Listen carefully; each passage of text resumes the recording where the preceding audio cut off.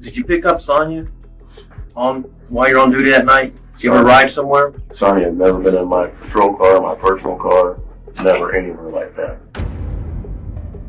How did a police officer go from being a trusted protector of the community to the prime suspect in one of the most brutal murders Nome, Alaska had ever seen? In the summer of 2003, the small, peaceful town of Nome, Alaska, was shattered by an unimaginable crime.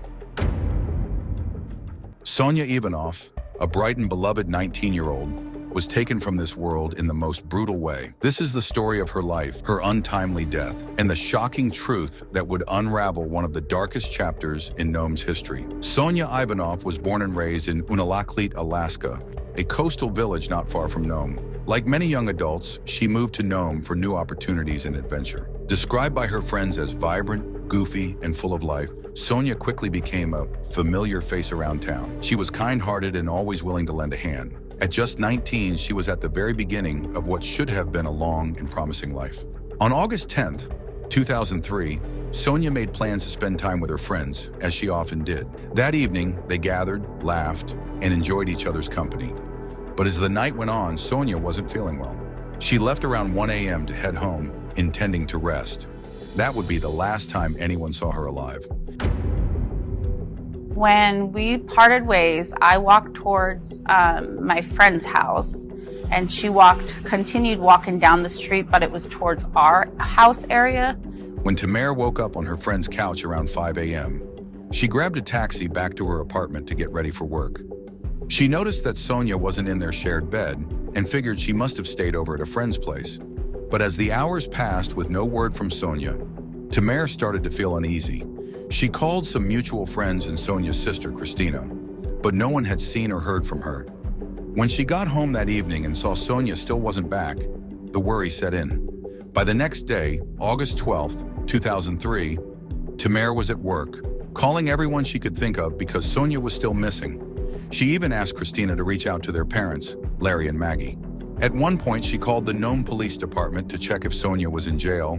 It's just a standard thing to do when someone's missing, to check places like hospitals and jails. But the dispatcher confirmed Sonya wasn't there. When Tamara got off work around 5 p.m., she rushed straight to the police station to officially report her friend missing. She was hysterical, crying when she arrived at the small Nome Police Department. But when she explained the situation to Officer Stan Piscoya, he didn't take her seriously at first. He kept asking about Sonya's drinking habits, assuming maybe she was just off partying too hard. But Tamara made it clear, Sonya only had one beer that night, and it had been 40 hours with no word from her. What Tamara didn't know at that time was that Sonya's boss had also started making calls. Sonya had missed work, which was completely unlike her.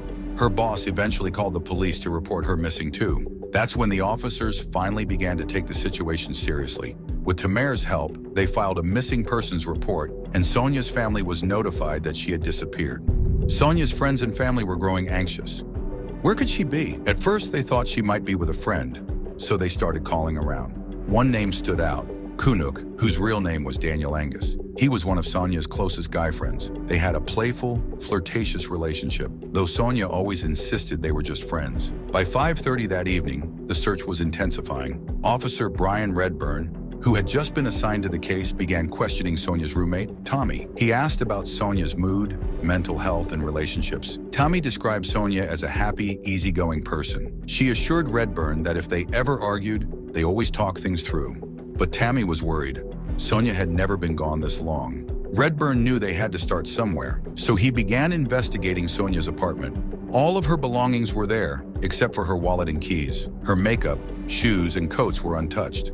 It was clear that Sonya had only taken what she needed for a quick outing. He searched for clues that might indicate foul play, threatening letters or a journal entry revealing fear, but found nothing. Meanwhile, investigators ramped up their search efforts. Boats were deployed to search the river, just in case Sonya had fallen in or drowned.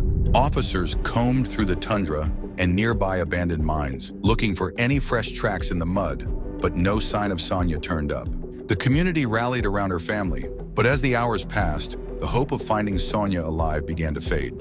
Then late in the evening, the devastating news came in. A volunteer firefighter had found fresh tire tracks leading to an abandoned gold mine. Just off the road, obscured by tall grass and bushes, they found the body of a young woman. The police couldn't be sure at first, but they had a sinking feeling it was Sonya. She was lying on her side, her face partially hidden, wearing only one sock on her left foot. Redburn paused his investigation to visit the scene. When he arrived, he noticed leaves on her body, indicating she had been there for at least 24 hours. There were no obvious injuries except for a bruise on her face, but the state of her body suggested a sexual motive.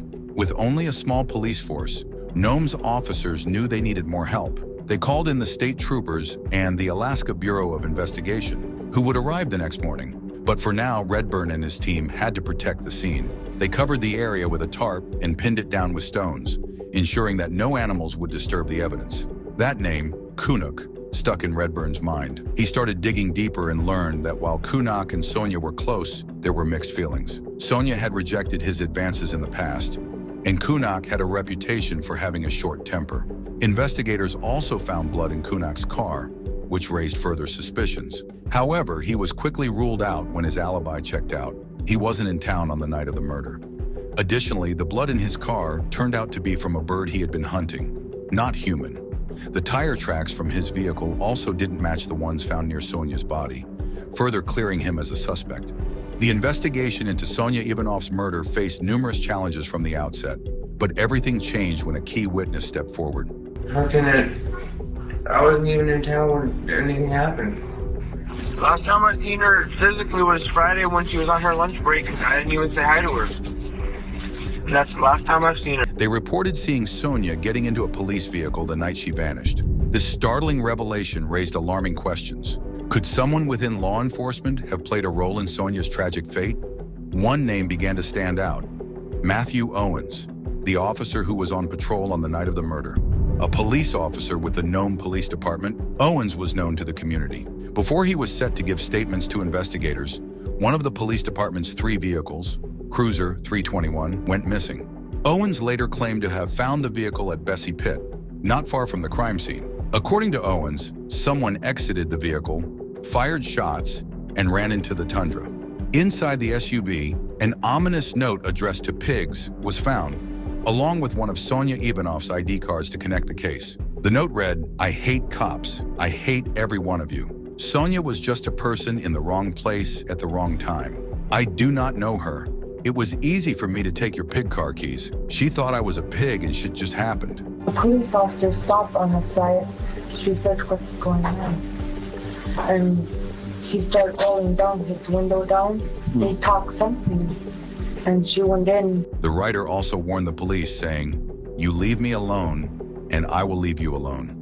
I will also shoot you in the head if you get close." Investigators, however, believed the note was an attempt by an officer to mislead investigators. Despite Owens denying any involvement in Ivanoff's death, the investigation revealed troubling information about Owens. For you on a patrol at night to pick up women or meet women or give people a ride?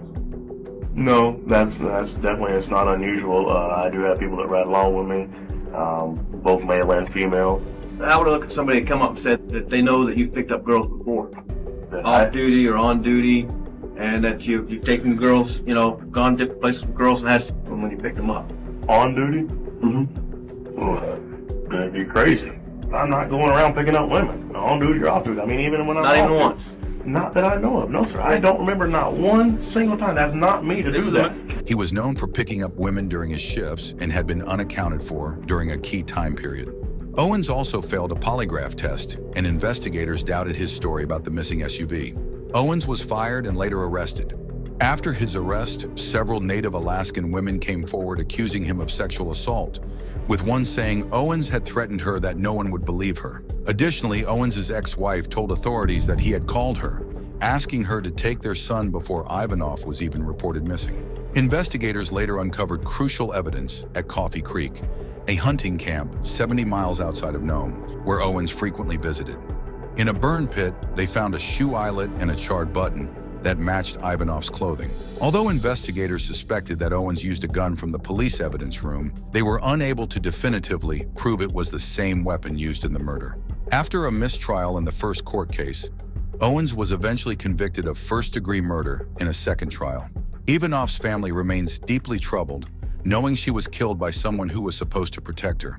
The murder of Sonya Ivanoff was a tragedy that rocked a town and forever changed the lives of those who knew her.